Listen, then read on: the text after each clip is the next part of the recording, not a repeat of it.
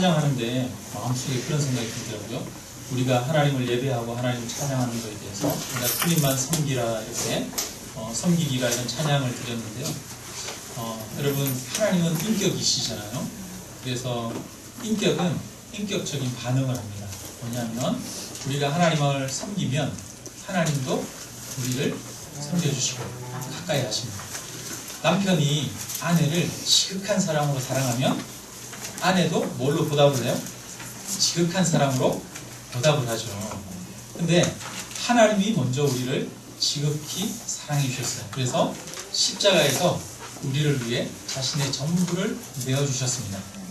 그래서 우리도 그 하나님께 하나님의 사랑에 대해서 예배의 마음으로, 사랑의 마음으로 반응을 하는 거죠. 그래서 오늘 우리가 이 시간 예배 드리는 것은 하나님의 사랑에 대해서 감사하면서 반응하는 것인 줄로 믿습니다. 그럴 때 우리가 하나님의 사랑에 감사하는 마음으로 반응할 때 하나님이 예배를 받으시고 그 안에 하나님과 우리 사이에 풍성한 사랑의 교제가 이루어져서 하나님이 더 큰 사랑으로 또 우리를 사랑하시고 그래서 우리의 심령 가운데 기쁨이 넘치게 되어지는 줄로 믿습니다. 그래서 지금 이 시간 우리가 정말 하나님을 예배하는 마음, 하나님이 먼저 날 사랑해 주신 것에 대해서 감격하고 감사하는 마음으로 하나님 앞에 예배드리기를 주님의 이름으로 축원합니다. 우리 하나님 말씀 같이 함께 봅니다. 누가복음 13장 6절에서 9절까지 말씀입니다. 누가복음 13장 6절에서 9절까지 말씀입니다. 네, 우리 한 목소리로 같이 읽겠습니다. 이에 비유로 말씀하시되 한 사람이 포도원에 무화과 나무를 심은 것이 있더니 와서 그 열매를 구하였으나 얻지 못한지라. 포도원 지기에게 이르되 내가 3년을 와서 이 무화과 나무에서 열매를 구하되 얻지 못하니 찍어 버리라. 어찌 땅만 버리게 하겠느냐. 대답하여 이르되 주인이여 금년에도 그대로 두소서. 내가 두릅하고 그름을 줄이니 이후에 만일 열매가 열면 좋거니와 그렇지 않으면 찍어버리소서 하였다 하시니라. 아멘. 여러분, 오늘 교회에 오시면서 혹시 내 후각을 자극하는 냄새를 맡으신 적 있습니까? 네, 봄이 되니까요, 이 교회 주변에 논밭에 이제 씨앗을 뿌릴 준비를 하고 있어요. 그래서 논밭에 그름을 이렇게 주고 있더라고요. 여러분, 농부들이 이렇게 봄을 맞아가지고 열심히 논밭에서 일을 하는 이유가 뭡니까? 가을에 풍성한 열매를 맺기 위해서죠. 마찬가지로 우리의 삶에도 우리가 풍성한 열매를 맺기를 바라는 그런 마음이 있습니다. 이 봄에 우리가 정말 우리의 영혼에도 풍성한 열매 맺기를 바라는 마음으로 씨 뿌리는 놀라운 축복이 있기를 주님의 이름으로 축원합니다. 오늘 성경에 보니까 예수님은 하나님과 우리의 관계에 대해서 비유로 말씀해 주고 계십니다. 하나님은 포도원의 주인이고 또 우리는 그 포도원에 심은 무화과 나무라고 그렇게 말씀하고 있습니다. 포도원 주인이 여러분 무화과 나무를 포도밭에다가 갖다 심었어요. 왜 무화과 나무를 포도밭에다 갖다 심었을까 이렇게 생각할 수 있는데 이 말은 좋은 땅에다가 가져다가 무화과 나무를 심었다는 그런 의미입니다. 이 이스라엘 지역은 굉장히 건조한 땅입니다. 그래서 사막이 많고 식물들이 자랄 수 없는 광야가 굉장히 많이 있습니다. 그런데 그나마 좋은 땅, 그나마 식물들이 자랄 수 있는 땅은 포도원으로 일구어서 밭을 만듭니다. 그래서 포도원에 이 무화과 나무가 심겨졌다는 것은 그래도 식물들이 자랄 수 있고 물이 공급되는 그런 좋은 땅이라고 좋은 땅이라는 것을 나타냅니다. 하나님이 무화과 나무를 아주 좋은 땅에다가 갖다가 심었어요. 여러분, 우리는 나무를 심을 때 항상 뭐를 기대합니까?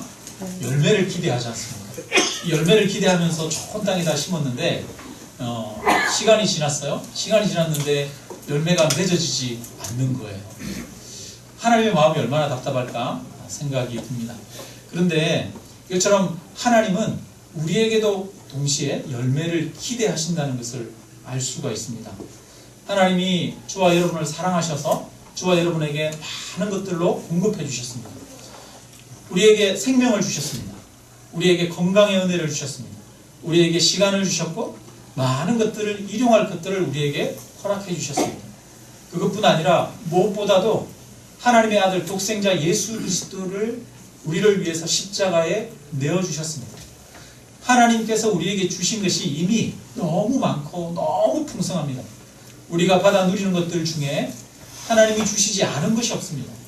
우리의 모든 것들이 하나님께로부터 받아 누리는 것인 줄로 믿습니다. 그렇다면 하나님께서 이 모든 것들을 우리에게 주신 데에는 또 하나의 목적이 있다는 거예요. 그게 뭡니까? 열매를 기대한다는 겁니다. 여러분, 어떤 열매를 기대할까요? 우리에게서 사랑의 열매가 맺어지고 봉사와 섬김의 열매가 맺어지고 또 서로를 위로하는 그런 열매가 맺어지고 하나님을 찬양하고 경배하는 열매들이 맺어지기를 기대하신다는 겁니다. 그런데 오늘 본문에선 그 열매를 기대했던 이 무화과 나무에서 열매를 전혀 따지를 못했어요. 열매를 딸 때가 돼서 이 무화과 나무에게 갔더니 나무를 아무리 찾아봐도 열매가 하나도 없는 거예요. 여러분, 보통 사과나무나 감나무나 배나무나 이런 것들이 금방 열매가 맺어지진 않지 않습니까? 사과나무도 보통 한 4년, 5년 지나야 열매가 맺어지죠. 무화과나무는 얼마 만에 열매가 맺어지는지 모르겠지만 열매가 맺어질 때가 된 거예요. 이제 때가 돼서 열매를 기대하고 갔는데 그게 열매가 하나도 없어요. 여러분 같으면 어떻게 하시겠습니까? 바로 잘라버리시겠습니까? 근데 하나님은 기다리셔요. 그래서 주인이 1년만 더 기다려보자. 그래가지고 한 해를 더 기다렸어요. 그래서 한 해를 더 기다려서 다음 해에 열매를 따러 갔는데 열매가 있어요, 없어요? 그래도 없는 거예요. 야, 주인이 고민이 되는 거예요. 열매가 달릴 시기가 2년이나 지났는데 열매가 안 맺어지네? 그래. 그래도 1년만 더 기다려보자. 그래서 다시 이제 3년째 그 열매를 찾으러 갔습니다. 그런데도 3년이 지났는데도 열매가 하나도 없는 거예요. 그러니까 주인이 생각한 거예요. 이거는 분명히 열매를 못 맺는 나무다. 쓸모없는 나무다. 그래서 찍어내버리라. 이렇게 과원지기에게 이야기했습니다. 여러분, 열매를 못 맺는 나무는 찍어서 내버리는 거죠. 우리가 오늘 이 본문을 읽을 때 우리는 그런 생각이 듭니다. 나는 열매를 많이 맺었던가? 혹시 하나님이 나를 향해서도 찍어내버리라 이렇게 말씀하시지 않을까?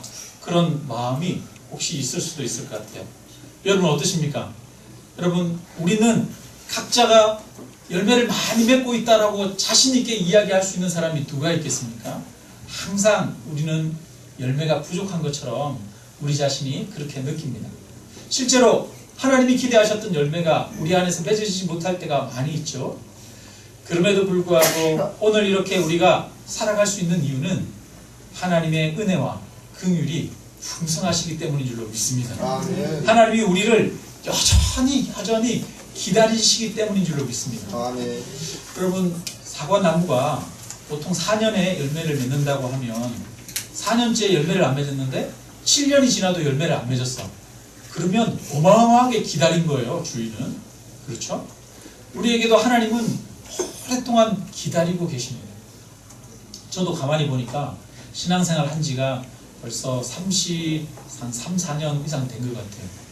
33, 4년 이상 됐으면 참 풍성한 열매가 맺어지고 인격도 정말 예수님을 닮아가고 그래야 되잖아요. 근데 저 자신을 보면 아직도 너무나 부족하고 열매가 안 맺어지는 것 같아요. 저 자신도 이 본문을 보면은 내가 바로 열매 맺지 못하는 무화과 나무 같구나 이런 생각이 듭니다. 그럼에도 불구하고 또 하나님은 열매를 기대하면서 기다리고 계신다라고 이야기하고 있습니다.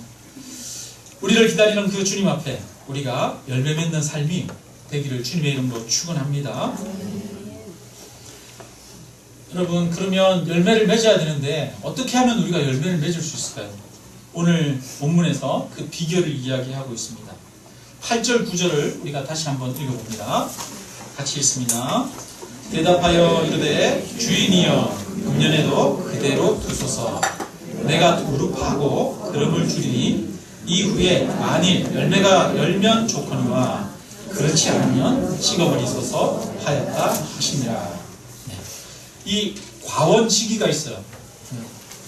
과원지기가 주인에게 부탁을 합니다. 우리가 지금 3년이나 기다렸는데 한 번만 더 기회를 주십시오. 그러면 내가 땅을 두루 파고 그름을 많이 주겠습니다. 이야기를 하는 거예요. 여러분, 열매는 가지에서 맺습니까? 아니면 뿌리에서 맺습니까? 무화과나무 열매는 가지에서 맺잖아요. 그죠? 열매가 맺지 않으면 가지에다가 어떻게 해야 돼요? 아니면 뿌리에다가 어떻게 해야 돼요? 열매가 맺지 않으면 가지를 어떻게 하는 것이 아니라 이 뿌리를 튼튼하게 해야 되는 거예요.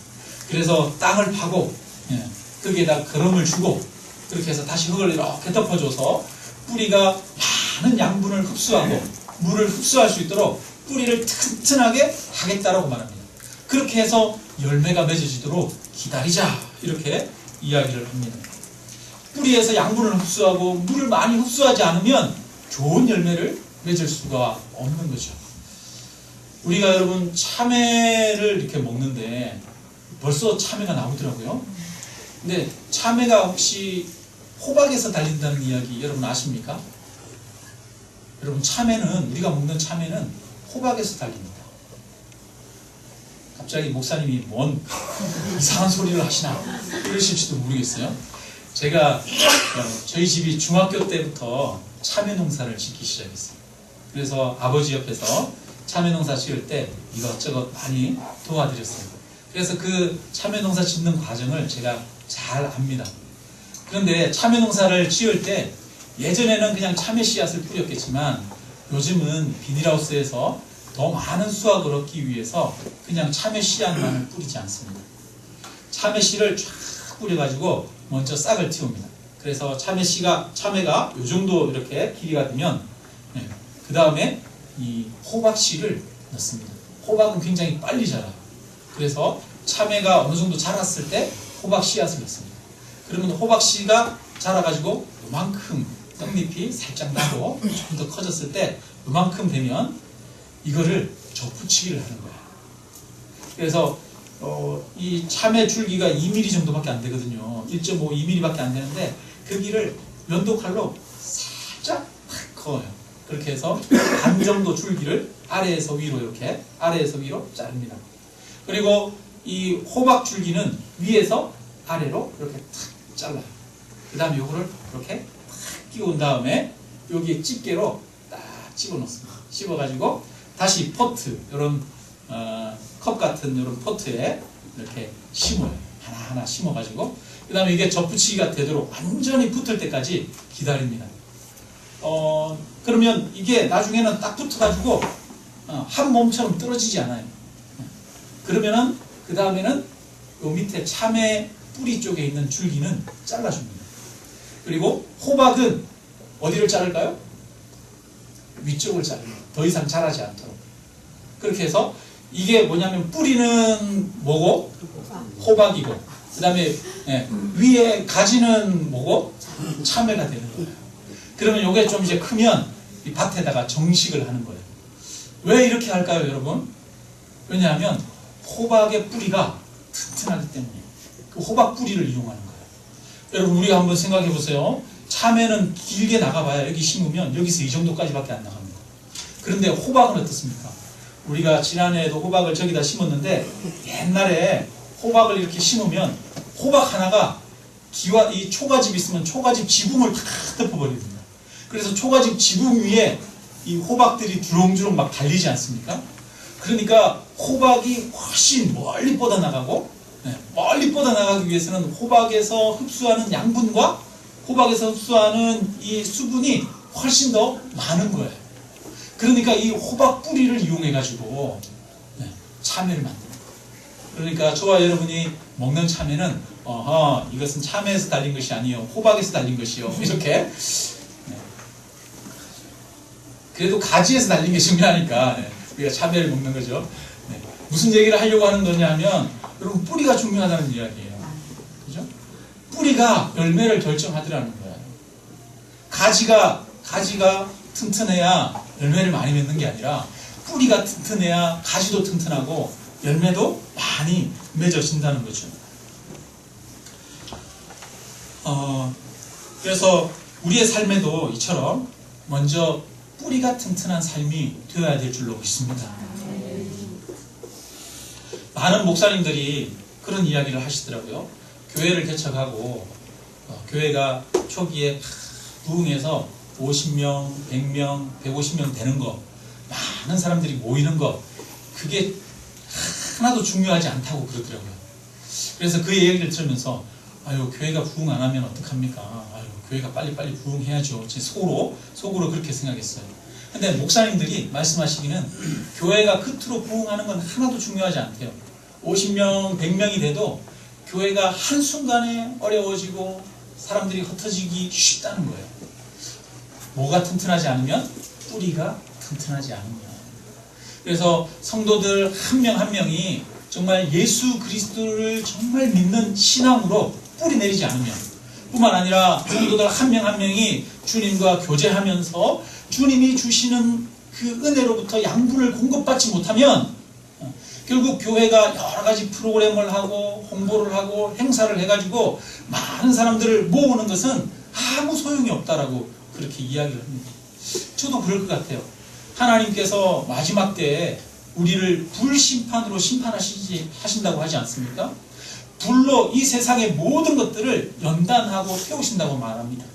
불로 이 세상의 모든 것들을 태울 때 남는 것은 여러분, 우리에게서 나온 여러 가지 열매들이 남는 것이 아니라 예수 그리스도를 통해서 우리가 열매 맺는 것들만 남는 거죠. 그럴 때는 우리가 했던 모든 섬김과 모든 헌신과 모든 봉사들이 정말 진짠지 가짠지 알 수가 있는 거예요. 많은 성도님들이 교회에서 여러 가지 봉사를 합니다. 또 헌신을 하죠. 찬양팀으로, 아니면 주방에서, 또 순장으로, 아니면 차량 운행으로 여러 가지 봉사를 하고 섬김을 합니다.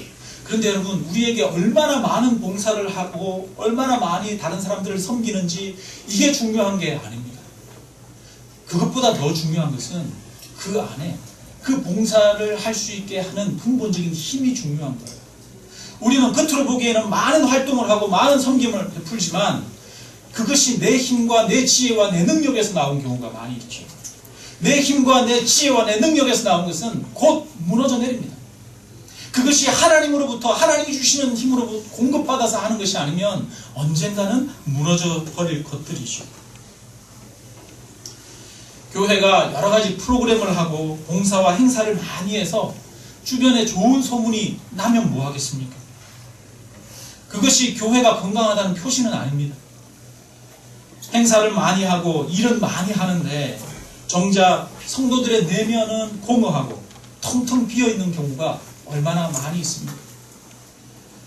오래된 고목의 그 줄기를 보면 오래된 아름드리 나무인데 그 아름드리 나무에서 잎이 무성하게 피어있는 경우가 있어요. 수원에 작년에 보니까 큰 오래된 수백 년 된 고목나무가 있었는데 그 고목나무가 하루아침에 확 무너졌어요. 쓰러졌어요. 알고 봤더니 어떻게 그 안이 텅텅 비어있는 거예요. 썩어가지고 비어있는 거예요. 우리도 그럴 수 있습니다. 겉은 화려한데 속은 비어있는 경우가 있을 수 있어요. 여러분은 어떻습니까? 정말 우리는 겉은 화려한데 우리의 속은 비어있지 않습니까? 우리의 속은 공허하지 않습니까? 목회도 마찬가지인 것 같습니다. 제가 개척을 준비하고 또 훈련받으러 다닐 때 그런 이야기를 하더라고요. 목회는 프로그램으로 하는 게 아니다. 그런 얘기를 하더라고요. 목회는 프로그램으로 하는 게 아니라 성품으로 하는 것이다.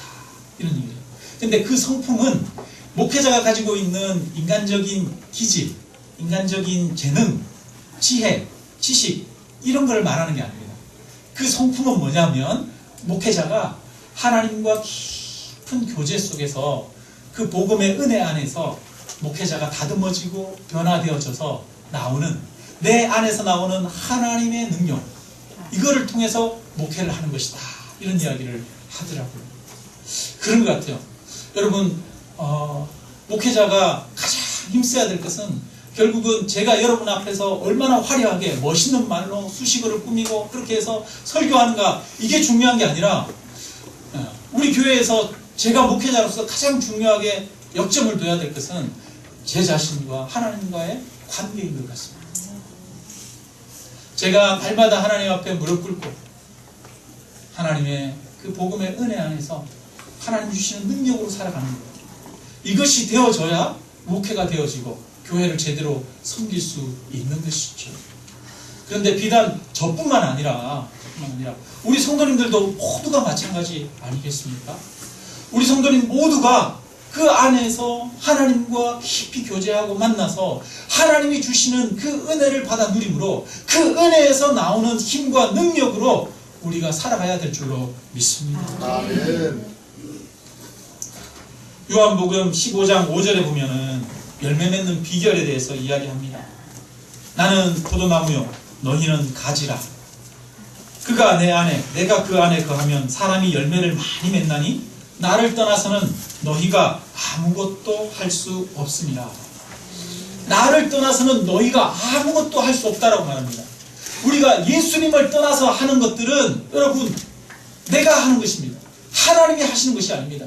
예수님을 떠나서 내 힘으로 하는 것은 시간이 지나면 썩어버리고 악취를 풍기는 것들 뿐입니다. 우리가 주님 안에 붙어있지 않으면, 우리가 주님 안에 붙어있는 가지가 되지 않으면 우리 안에 성령의 열매, 하나님의 열매가 맺어질 수 없는 것이죠. 그래서 참된 열매는 예수님 안에 있을 때 맺어집니다. 참된 열매는 예수님을 통하여 우리 안에 맺어지게 하는 것입니다. 이것이 바로 땅을 두둑 파고 그름을 주는 겁니다. 예수님은 포도나무고 우리는 가지라고 말합니다. 가지는 포도나무에 붙어 있습니다. 여러분 우리 교회에 이렇게 보시면 우리 교회 나무로 인테리어가 많이 되어 있잖아요. 그죠? 여기 앞에 십자가 있는 부분에도 나무로 인테리어가 되어 있어요. 근데 이 나무에 보면은 잘 보면 가지의 흔적이 있습니다. 가지의 흔적. 어떤 것들입니까? 여기 옹이, 까맣게 보이는 옹이들 있죠? 이 옹이가, 나무가 이렇게 있는데 가지가 이렇게 자랐으면 이거를 여기서 단면으로 이렇게 딱 잘라서 이렇게 딱 잘라서 옹이가 생긴 거죠. 여러분 이것은 나무에 가지가 붙어 있었다는 흔적입니다. 그래서 이 가지에서 열매가 맺어졌을 것입니다. 나무 줄기에서 가지가 떨어지면 그 가지는 죽은 것입니다. 열매를 맺을 수가 없습니다. 그런데 가지는 줄기에 붙어 있기만 하면 그 줄기로부터 양분을 공급받고 열매를 맺게 됩니다.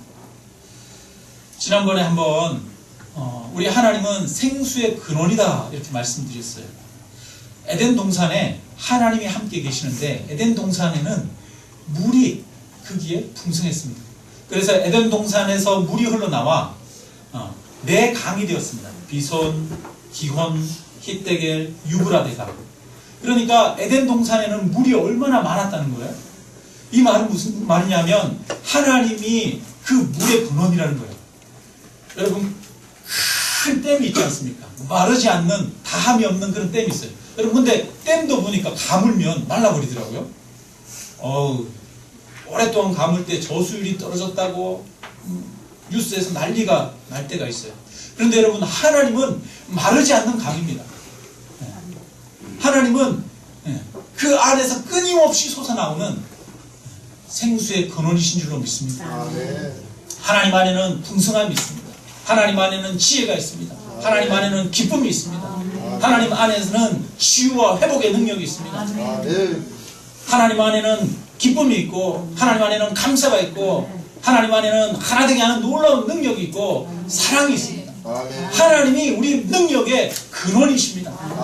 그런데 하나님이 우리의 능력이 근원이신데 우리가 궁핍함을 느끼면서 메말라가고 있습니다. 여러분 왜 그렇습니까? 왜냐하면 하나님과 우리 사이에 관이 막혀있기 때문이죠. 큰 댐이 있는데 그 댐에서 우리 집까지 수도관이 연결되어서 여러분 수돗물을 틀면 거기에서 물이 콸콸콸콸 나와야 됩니다. 그런데 중간에 관이 끊어지면 수도관이 막혀서 물이 나오지 않는 거죠. 이사야서 59장에 보면 너희 죄악이 너희와 너희 하나님 사이를 갈라놓았다. 이렇게 합니다. 우리의 죄악이 하나님과 우리 사이를 갈라놓아서 생수의 근원이신 그 하나님의 은혜와 풍성함이 우리 가운데 흘러들지 못하고 있는 거예요. 여러분, 이 얼마나 답답하고 안타까운 일입니까? 우리 집에는 가전제품들이 많이 있습니다. 수백만 원 들여서 멋있고 큰 TV를 사고 냉장고를 사고 음식을 잔뜩 쟁여놨는데 여러분, 전기가 끊어지면 어떻게 됩니까? 그 가전제품 아무 소용없는 그냥 고철이 될 뿐이지 않습니까? 냉장고에 있는 음식들 다 버릴 수밖에 없잖아요. 발전소에부터 그 송전선을 지나서 그것이 변전소로 가고 변전소에서 전압이 낮아져가지고 그것이 우리 집 안으로 들어오고, 그래서 콘센트까지 전기가 들어오면 그 콘센트에다가 전자제품의 그 코드를 딱 꽂아야 돼요. 그래서 그 전자제품부터 이게 쭉 연결돼서 발전소까지 딱 연결될 때 컴퓨터가 작동하고 TV가 작동을 하고 냉장고도 작동하는 것 아니겠습니까? 이게 연결되지 않으면 이건 무용지물인 거예요. 마찬가지입니다. 하나님은 풍성하고 하나님은 능력이 많으신 분이신데 우리가 하나님과 단절이 되어 있는 것, 이것이 우리의 가장 근원적인 문제죠. 골로새서 2장 3절에 보니까 그 안에는 지혜와 지식의 모든 보화가 감추어져 있느니라 이렇게 말합니다. 하나님 안에는, 예수 그리스도 안에는 지혜와 지식의 모든 보화가 있대요. 보화가. 여러분이 우리가 어떤 보물이 가득한 어떤 장소를 안다면 여러분, 그거 보물 가져오겠습니까? 안 가져오겠습니까? 여러분, 우리가 이번 주에 로또 번호를 한다 그러면 여러분, 이번 주에 로또 그 복권 방에 가가지고 로또 이렇게 탁 해가지고 로또 하겠습니까? 안 하겠습니까? 하나님 꿈으로 탁 보여주셨어. 계시로 보여주셨어요. 그러면 여러분 그거 하러 가잖아요. 그죠? 예수님 안에는 지혜와 지식의 모든 보화가 감추어져 있다라고 말합니다. 풍성함이 있습니다. 근데 문제는 그게 어떻게 돼 있어요? 감추어져 있습니다. 예수님 안에 있는 그 지혜와 지식의 모든 보화가 눈에 딱 보인다면 모든 사람들이 가져가서 금방 캐겠죠. 그런데 사람들 눈에는 잘 안 보인다는 거예요. 감추어져 있어요. 그래서 감추어져 있어서 그 주님께로 가서 그 보화를 캐내어 가져갈 자가 많지 않은 거예요. 그런데 그 주님께로 가서 연결되어서 주님과 교제하면서 그 보화를 캐는 사람들이 있는 거예요. 비밀을 발견하는 자들이죠. 바라기는 저와 여러분이 감추어져 있는 그 보화를 누리는 자가 되기를 주님의 이름으로 축원합니다. 오늘날 우리는 참 바쁜 시대를 살아가고 있습니다. 해야 할 것도 많고 또 보아야 할 것도 너무 많습니다. 우리 눈을 사로잡고 있는 것들이 너무 많이 있습니다. 그러다 보니까 정작 우리에게 중요한 것에 우리는 신경을 쓰지 못하는 경우가 많은 것 같습니다. 빙산을 보면 빙산의 수면 위에 드러나 있는 부분은 10% 정도에 불과하답니다. 나머지 90%는 어디에 있어요? 물 아래에 있어요. 그래서 빙산이 조그만하다고 배들이 지나가다가 그 빙산을 탁 부딪히면 밑에 있는 큰 부분 때문에 이 배들이 좌초하고 찢어지고 침몰을 한다는 겁니다. 그렇게 된 게 타이타닉호죠. 우리는 활동을 많이 해요. 살아가면서 사람들을 만나고 섬기고 봉사활동하고 말은 많이 하고 하는데 사실은 우리가 활동하는 것보다 수면 위로 드러난 것보다 사실은 뭐가 더 많아야 돼요? 밑에 드러나지 않은 것이 더 많아야 돼요. 가장 안정적인 구조는 삼각형이잖아요. 삼각형 구조가 가장 안정적이죠. 밑에는 튼튼하게 넓고 위로 가면 좁아야 되는데, 근데 가장 불안한 구조는 반대로 역삼각형 아닙니까? 위에는 넓고 밑에는 좁은. 우리가 하나님과의 관계, 하나님 속에서 하나님의 은혜를 받아 누리고 날마다 하나님과 동행하며 그 말씀을 듣고 기도하는 이 하나님과의 기초 관계는 아주 좁으면서 우리가 살아가면서 사람들과 관계 맺고 활동하는 그것은 너무 많으니까 우리의 삶이 불안한 거예요. 참된 안식이 없고 평안이 없는 거예요. 조금만 무슨 문제가 있으면 이렇게 흔들리고 저렇게 흔들리는 거예요. 그런데 우리가 삼각형 구조로 우리 밑에 삶의 기본 베이스에 날마다 하나님과 동행하고 그 음성을 듣기 위해서 노력하고 하나님께 귀 기울이며 하나님과 동행하면서 살아갈 때 우리의 삶 가운데 진정한 평화와 기쁨이 가득하게 되어질 줄로 믿습니다. 여러분, 오늘 열매 맺게 하는 비결은 땅을 파고 그름을 주는 거예요. 기초를 튼튼하게 하는 거예요. 여러분, 우리 신앙의 기초가 뭐겠습니까? 우리의 신앙의 기초는 예배와 말씀과 기도 아니겠습니까? 여러분, 저와 여러분의 삶 가운데 예배와 말씀과 기도가 살아있기를 주님의 이름으로 축원합니다. 우리가 너무 바쁘다 보니까 말씀을 읽을 시간도 부족하고 기도할 시간도 부족한데 요즘 참 앱이 잘 돼 있잖아요. 핸드폰으로 언제든지 아주 훌륭한 목사님들의 설교 들을 수 있고 성경 읽어주는 거 들을 수 있고 그렇지 않습니까? 시간 날 때마다 짬 날 때마다 말씀을 들을 수 있습니다. 여러분, 우리가 기도할 수 있는 시간이 없어요 이렇게 말하지만 그렇지 않습니다. 아침에 일어나면 하나님 앞에 1분, 2분, 5분만 기도하면 돼요. 하나님이 내 인생의 주인이십니다. 오늘도 내게 말씀하시면 제가 순종하고 따르겠습니다. 하나님, 나와 동행하여 주옵소서. 우리가 짧은 순간이지만 하나님을 기억하고 하나님이 내 인생의 주인 되심을 고백하며 하나님을 의지하는 거죠. 화장실에 갔을 때도 기도할 수 있고요. 우리가 일하면서 단순 작업을 하면서도 하나님을 생각하고 하나님께 기도할 수 있어요. 정작 우리가 하나님과 깊은 관계 속으로 못 나가는 이유는 우리가 거기에 집중하지 않기 때문이죠. 우리가 우리의 마음을 하나님께 드리지 않기 때문이에요. 로렌스 형제가 쓴 하나님의 임재 연습이라고 하는 책이 있습니다. 이 책에 대해서만 잠깐 말씀드리고 말씀을 마치겠습니다. 로렌스 형제라고 하는 사람은 옛날 수도원에 있던 평수사였습니다. 수도원에는 사제가 있고 사제가 아닌 수사가 있습니다. 수도원장도 있고 그 밑에 여러 사람들이 있는데 평수사가 있어요. 평수사는 대부분 수도원에서 그냥 흐드렛 일을 많이 합니다. 그래서 주방에서 일을 하거나 아니면 농장을 가꾸거나 청소를 하거나 이런 일들을 많이 했습니다. 이 로렌스 형제라고 하는 사람이 수도원의 평수사였어요. 한때는 전쟁터에 나가서 다리를 다치고 그래서 다리를 쩔룩이는 그런 장애인이면서 평수사로 수도원에 서 있었는데 이 사람이 날마다 하나님과 함께 동행하기 위해서 참 애를 많이 썼습니다. 그런데 하나님과 동행하려고 하니까 어떻게 동행해야 될지 모르겠어요. 그래서 이분은 자기가 무슨 일을 하든지 하나님이 옆에 계신다고, 내 옆에 같이 계신다고 생각하면서 하나님과 대화하듯이 그렇게 살았어요. 감자를 깎으면서도 하나님 제가 감자를 깎습니다. 이 감자가 있기까지 하나님이 햇빛과 물을 주셨습니다. 하나님이 감자를 우리로 하여금 먹게 해주셔서 너무 감사합니다. 그러면서 무슨 일을 하든지 하나님을 의식하면서 살았어요.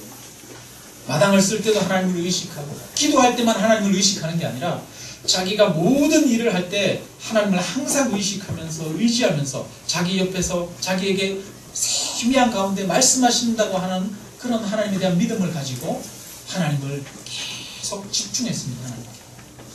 처음에는 너무 어려웠어요. 잘 안 됐어요. 그런데 매일매일 조금씩 그렇게 노력을 하다 보니까 어느 순간인가 항상 하나님이 자기와 함께 하시는 것을 이분이 느낀 거예요. 사람들이랑 대화를 하면서도 하나님이 내 곁에서 나에게 말씀하시는 것을 느낄 수가 있어요. 내가 어떻게 해야 되는지 하나님이 깨닫게 하셔요.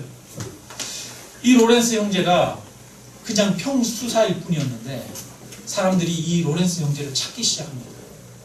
인생에 어려운 일이 있거나 고민이 있을 때 로렌스 형제에게 찾아옵니다. 수도원에 많은 사제들이 있고 수도원장이 있고 부원장이 있고 있는데 그들에게 찾아가는 게 아니라 사람들이 로렌스 형제에게 오는 거예요. 멀리 있는 사람들도 와가지고 이 로렌스 형제에게 어떻게 하는 것이 좋은지 조언을 구하기도 하는 겁니다. 왜냐하면 로렌스 형제에게서 하나님의 능력이 나오기 때문에. 로렌스 형제에게서 자신의 연약함과 부족함과 어리석음이 나타나는 것이 아니라 로렌스 형제를 통해서 하나님의 능력과 하나님의 강함이, 하나님의 그 치유하시는 힘이, 하나님의 지혜와 하나님의 그 지혜가 나타나는 겁니다. 바라기는 하나님이 이 세상의 진정한 능력이신 줄로 믿습니다. 아멘. 하나님은 우리에게 생수의 근원이십니다. 아멘. 하나님은 참된 치유의 힘이 되십니다. 하나님은 우리를 변화시킬 수 있는 진정한 능력이십니다. 우리가 그 하나님께 다 붙어 있어야 될 줄로 믿습니다. 아멘. 하나님께 연결되어야 됩니다. 그것이 우리 인생의 기초입니다. 우리 신앙의 기초입니다. 그럴 때 나에게서 내 지혜와 내 능력이 나타나는 것이 아니라 우리 안에 하나님의 지혜와 하나님의 능력이 나타나서 많은 열매를 맺게 되어질 줄로 믿습니다. 아멘. 바라기는 우리가 하나님 앞에 딱 붙어 있어서 우리를 통하여 하나님의 열매가 맺어지기를, 내가 맺는 내 열매가 아니라 내 어리석음과 내 부족함으로 맺는 그런 어리석은 추악한 열매가 아니라 하나님이 나를 통해서 맺으시는 열매, 아름다운 열매, 이 열매가 날마다 풍성하게 맺어지는 그런 축복이 우리의 삶 가운데 가득하기를 주님의 이름으로 축원합니다. 이것을 위해서 우리가 땅을 파고, 뿌리 주변에 땅을 파고 그게 걸음을 주는, 뿌리를 튼튼하게 하는, 하나님과의 관계를 튼튼하게 하는 이런 신앙생활이 되기를 주님의 이름으로 축원합니다. 우리 함께